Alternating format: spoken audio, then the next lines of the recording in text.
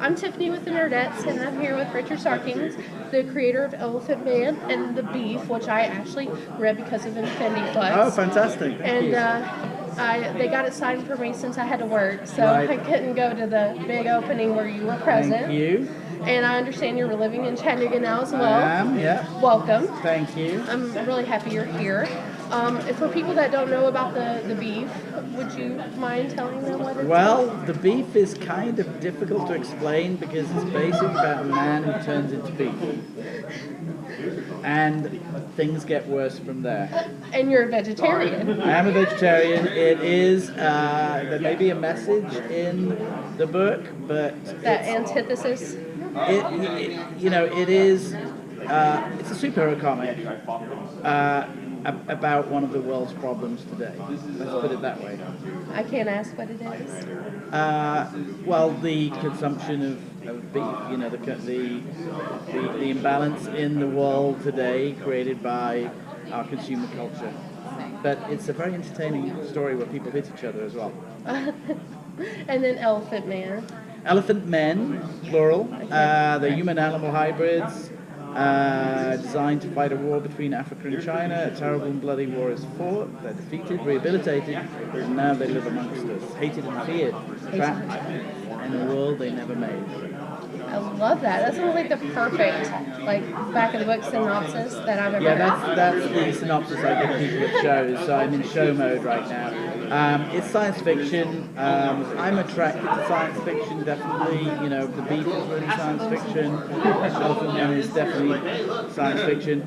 I have read a lot of superhero comics, so that feeds into it. But as I said on the panel, superheroes is definitely a subgenre of science fiction, and it took me a while. I've worked in superhero comics so long.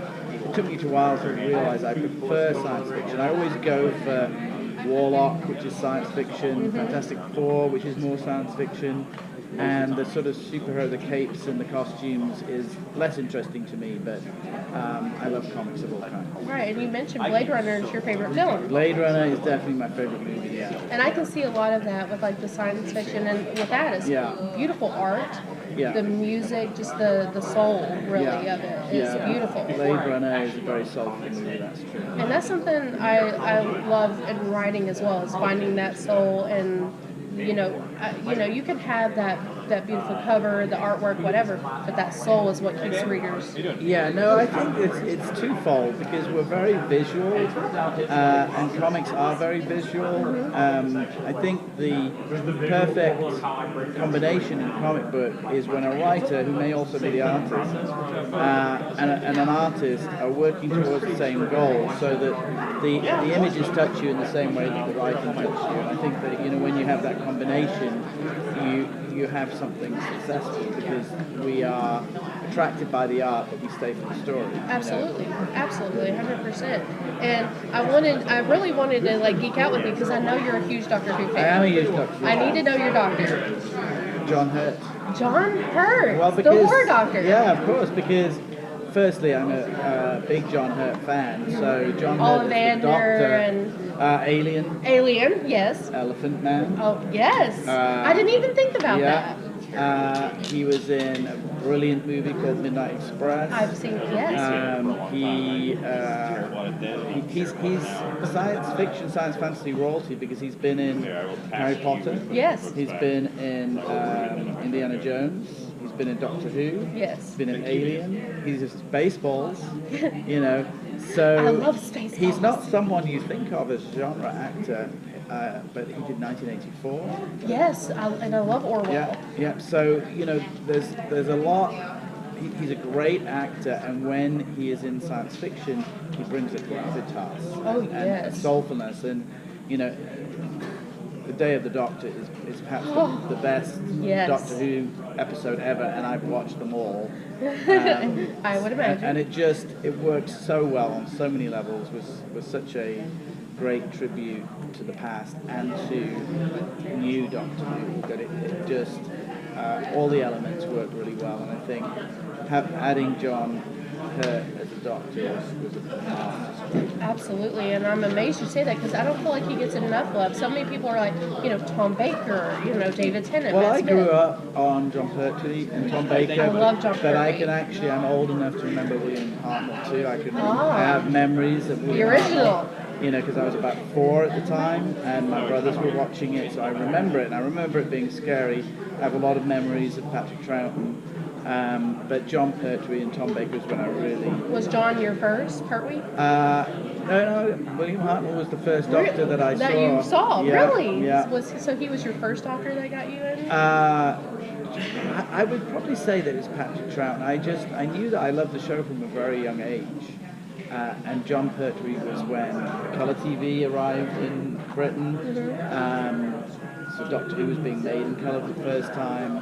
And that was when I just decided I could never miss an episode. Absolutely. And then Tom Baker was just so good because we were losing John Pertwee, and I remember thinking, oh my God, what's going to happen? And Tom Baker was instantly, eccentric and lovable at the same time. Right.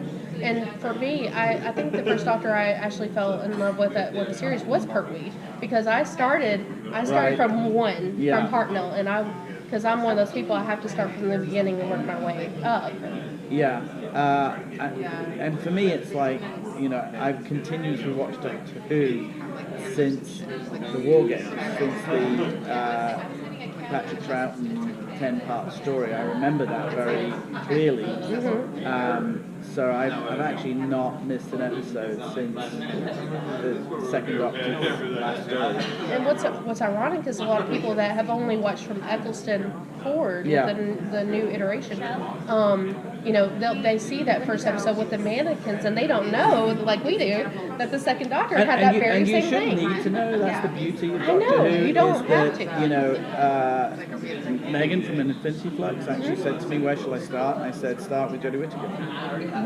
That's brilliant. Because that way you'll get the idea of who the Doctor is, what the character's MO is, and you shouldn't need to see everything and feel like you have to be OCD about Doctor Who. Right. I happen to be OCD about Doctor Who, but that's something else entirely. Right, and I mean, from what perspective though? I get, if I watch it live, and I live in America. Right. I watch it when it's With broadcast in BBC England. America, okay. No, not with BBC America. No, I watch BBC iPlayer. So Look at you. yeah, Act and away. I cannot deal with commercials during Doctor Who. So BBC America is not an option for me. But no, I've been a Doctor Who fan for a long time, and it's in my blood. What do you think about Jodie? I love Jodie. I do too. I'm so glad you say that. But you couldn't have Jodie without Peter. You couldn't have Peter without Matt. And Tennant and Eccleston, the thing is that Chimmel has come in and taken advantage of a situation that Russell T Davies and Stephen Moffat prepared for, because the female characters were always strong. It's significant that the first episode of the new Doctor Who was called Rose, because the story was about her. It was, very much so. The first season, the Eccleston season, was really about Rose and her friends and family, and the Doctor was kind of incidental. And even when he departed, he said, you were brilliant, you were fantastic. Yeah. So the work that Russell T Davies and Stephen Moffat did definitely paved the way for a female Doctor. Even there was the episode where Clara pretends she's the Doctor, the Cybermen, right. And introducing Missy, but just introducing the idea that gender was fluid for Time Lords. Yes. Made an audience ready for a female Doctor. But what I do love about Jodie is that she plays it as the Doctor, not as the female Doctor. Exactly, and that's what makes it have, for me, so much soul. And she is the Doctor. Yeah. And the minute, like every iteration of the Doctor has said that at some point, but you know, there are doctors that say it for the first time, and I believe it. You know what I mean? And she was one of them. Well, I think, you know, I believed it before she said it because she was acting the doctor, you know, and I actually didn't have my doubts about her because I've seen her in Black Mirror, I've seen her in Broadchurch. I love Black Mirror. She has and Broadchurch. range. She has a great range. I found her character in Broadchurch. I'm not going to say I didn't like her, but she portrayed grief so well. You want to distance yourself from her. And then in Black Mirror, you know, she played a different character yet again. And there are other things that I've seen that I realized, oh, that was Jodie Whittaker. So she's got a lot of range. She does, and it's beautiful, and she portrays that very well. And I too watched her in Broadchurch and the American iteration with still a David Tennant, but with Anna Gunn. Yeah. And then I've watched both, and then of course I love Black Mirror. So when I found out she was a doctor, I had recently finished Black Mirror. So that was the beauty of it. But yeah, I love what she's doing with it. I mean, there's of course your pros, and everybody's like, well, the most important thing is that community. She's a Yorkshire doctor, and I'm from Yorkshire. No, are you really? Yes. So to me, it's like it's not significant that doctor is one. It's significant that she's from Yorkshire. From Yorkshire, and from West Yorkshire, I believe. So that has like that home feel. Yeah. So you can't go wrong with Doctor Who. Absolutely, and I'm really glad that someone that does comics has that, because for me, the Doctor in many ways has encapsulated that soulful feeling that has spanned generations. He's brought that humanity, even as a Time Lord. And like I find it funny because with Tom Baker, there was a female Time Lord. Rani. Right. Yeah. And Romana. That's the one I fell in love with. Oh, the Rani was not Tom Baker. The Rani was Tom Baker. That's right. Yeah. No. Right. Yeah. But that's where in that concept of a female Time Lord, that's when I first was introduced to it. So it wasn't so big of a surprise to me as I suppose everyone else. Well, I think what is the controversy, not that there is one, is really social media. I mean, social media just creates something out of nothing, because suddenly we have to hear everybody's opinion about everything, and just listening to people's opinions is like going into the pub and listening to sports fans absolutely criticize a game. If all the players could hear all that noise, they wouldn't play. Right. And the same is true of entertainment. There's only so much you can afford to listen to. Absolutely. The only question is, do you enjoy it? Exactly. And Jodie is so humble, and like I've watched her when she went to San Diego Comic Con, and she did her universe, kind of came out in the jacket and everything and the full garb, and she said that the Doctor is not a man, it's not a woman, it is the Doctor, and that's who you fell in love with. It doesn't matter if you're male or female, you should feel empowered by that character. You know what I mean? So, and I think that's beautiful. Not only that, though, it is significant that there is a female science fiction hero. Absolutely. That isn't sexy, dressed in lycra, or... That's an excellent point. Yeah, and the children that are watching it now, not just young women who are inspired to be a hero like the Doctor, and to make things and be into science and be compassionate, all those issues, but for young boys to see that their hero can be female, and that it is possible for a girl to grow up to become the Doctor, because those are role models that aren't that common in our culture. And Doctor Who owes a lot to Buffy the Vampire Slayer. But even in Buffy, she has the mentor Giles. There are male authoritarian tropes in Buffy. Not to negate the importance of Buffy, Xena. When you're at shows like this, you realise how important female characters like Xena and Buffy are to young women, because I've worked on the Buffy comic for many years, and I see the people that come up to get my autograph are young women who were in their teens when Buffy was on screen, and now they read the comic book, and it's been a significant source of inspiration for them, because there's a character that kicked ass and was sassy and got away with it. Absolutely, and that's what I love about Jodie and the soul that she's bringing to the Doctor, is that she can be a badass. She can, you know, kind of combat, and I love the intricacies of with Doctor Who, of the problem solving. You know, here's your issue, you know, that could do, you know, cause and effect. You know what I mean? Yeah. And how they kind of, you know, go through that thought process of how do I fix this, or well, and not just that, you know, but having the diverse cast that it does. Yes. You know, I was so touched and amazed that they used the term hacky to describe Yaz. And I mean, you know, bringing that out in the open for young people that don't realize what an offensive term that is. And I grew up in Yorkshire, where there is a big Indian and Pakistani population in Bradford, and that was a very hurtful term, you know, the P word.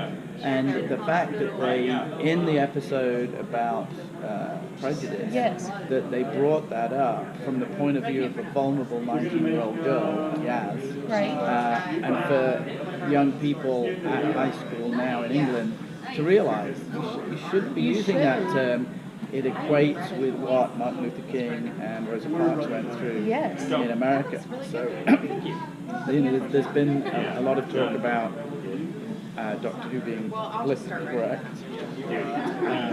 as it should be. Right, but it brings those, you know, as with every Doctor and different iterations of Doctor Who and everything, it brings very, you know, current, you know, social, you know, situations. Yeah, they don't go away. No. They never go away, and, you know, it's needed. There'll be a swing in power culturally, and they'll make the same mistakes over again, and it's the responsibility of artists and creators of entertainment to shine a light at anywhere that there is inequity, and I think inequality. Doctor Who's always done that. Yes. But it's significant that you then turn the light on Doctor Who and say, wait a minute, where's the diversity? Where are you reflecting what your British culture? Right. You know, are you reflecting your audience? Are you encouraging everybody in your audience? And I really respect that they're doing that and making it look effortless. They do, and it amazes me, and it brings me back every single week, every single episode, because it does. It got to my heart and my emotions, and many episodes and Doctors. You know, Tom Baker obviously, and Pertwee, and Matt Smith for me was very strong for many reasons. Primarily, the first episode I ever saw was the Christmas Carol episode that he did. Oh, it's the best Christmas episode. And that was the very first episode I ever saw in my watching of it, and that made me want everything. So I spent a month binging nothing but. So yeah, and I just appreciate you talking with me about it, because I know you have wonderful comics, and I love your art, you know, that you have displayed here. But I just wanted to kind of geek out with you a little bit. Sure. Well, and make sure you come to Infinity Flux on November 24th. I will be there. I will be there. And actually, I was going to plug that anyways, is that Infinity Flux in Chattanooga or Hickson, Tennessee, on the November 24th, we're having Doctor Who Day, which you were working on any of the variants? No, I have all the variants. My company, Comic Craft Letters, the Doctor Comics for type, and they sent me a box of all the variants, so I'm bringing them along, and I will sign and sketch and meet and talk to Doctor Who fans at Infinity Flux. And, I know that there are Doctor Who fans in Chattanooga, very much so. We want to come out. Tennessee Who Authority. Yes. Shout out to you guys, Tennessee Who Authority. Yeah, Rachel is a good friend of mine. I love Rachel. Shout out to you, because I love her river, I love her her, like she did Jodie recently, and I love it. We went to see the Fathom events. I saw that picture actually. Yeah. Okay. Yeah, I actually wore her coat. Did you? Yeah, photograph. Yeah. Oh, yeah. I was very envious because I didn't realize that who all showed up for that event. I was like, I wish I could have gotten to go, but I had to work. Next time. There's always a Fathom weekends, yeah, people. Maybe the New Year special. Yes, and so, I know it's not going to be Christmas, but I'm still happy for New Year's. I'll take it. Any extra Doctor Who, any new episode of Doctor Who is a Christmas present, period. This is going to be very difficult, but do you have a favorite episode? Day of the Doctor. Day of the Doctor? Yeah. There you go. And my favorite Christmas episode is A Christmas Carol. Right, mine too. My favorite Tom Baker is Genesis of the Daleks, but there are so many great Tom Baker. There's Pyramid of Mars, there is Talons of Wing Cheyenne, anything written by Robert Holmes, Reboss Operation. Mark Gatiss did fantastic as well, the stuff he wrote. Mark Gatiss's, was it Crimson Terror? The one with Dinah Rigg, that was a great episode. But, they have such a high standard. It's hard to pick a favorite. It's hard, yeah. That's why I picked John Hurt as the Doctor, because you're asking me to pick a favorite of favorites. Of favorites, yeah. It's very difficult. I understand that, and I've met many people that will watch Eccleston and be so brokenhearted that he's regenerating. They will not watch anything else. You know what I mean? So to each their own. Everybody has their doctor, and but for me, the Doctor is that these people bring that soul in different ways, and I love it. Well, the other thing is that how many shows just start with a blank slate? Yes. With a completely new cast, new sets, from TARDIS, nothing has to stay the same. I think it's when I watch a new Doctor or a new season, I love it when it's starting as if you know nothing. They did that with the pilot episode with Phil. Yes. And that was a great reboot. I was like, the Doctor teaching in a university, that's a great And I think reinvention. Capaldi for me has some of the best speeches I have ever heard. Well, he has gravitas. Gravitas, definitely. To whenever he's talking about to be kind, especially the gravitas he brings to that, and that speech was just. I mean, you can't help but tear up. I mean, that gravitas is very moving. So, yeah. And I don't think, Stephen Moffat's got a bit of a bad rap later in his run. But as a writer, I have so much respect for how he kept playing with the format and subverting expectations. I mean, the episode Heaven Sent, which was about grief, was so powerful, and to write, a 50-minute episode with just one character in it, I couldn't do it. No. And there was so much that he contributed to Doctor Who when he could have been off-right movies that I'm so grateful for, because those guys have to work so hard. Yes. And as I say, every new episode of Doctor Who. Obviously, for me, I always go back to Vincent the Doctor, or, Angels Take Manhattan. That was. Yeah, I prefer the first Weeping Angel story. Oh yeah, Blink. Yeah, well, I love. Or even pre-Blink. Blink. Yeah, okay. Yeah, the Sally Sparrow story. Because Carrie Mulligan. She was so great in that. She and her friend's brother was such a sort of early take on Amy and Rory. If you think about it. Those are great stories. Yeah, I know it's been a bit of a minute, but I really appreciate you talking with me, and thank you. I know you got to leave, so I just wanted to thank you for taking the time to talk to people. I'm going to post all the links for your website and social media below. Make sure you follow him because he's amazing. come to Doctor Who Day, you know, and see the amazing stuff that I cannot wait to see that you're bringing. Yeah. But yeah, follow, subscribe, like all the things, and I'll post those in the link below. And thank you guys for watching for Richard Starkings and his amazingness. Thank you. We'll see you later. All right. Thank you. Thank you.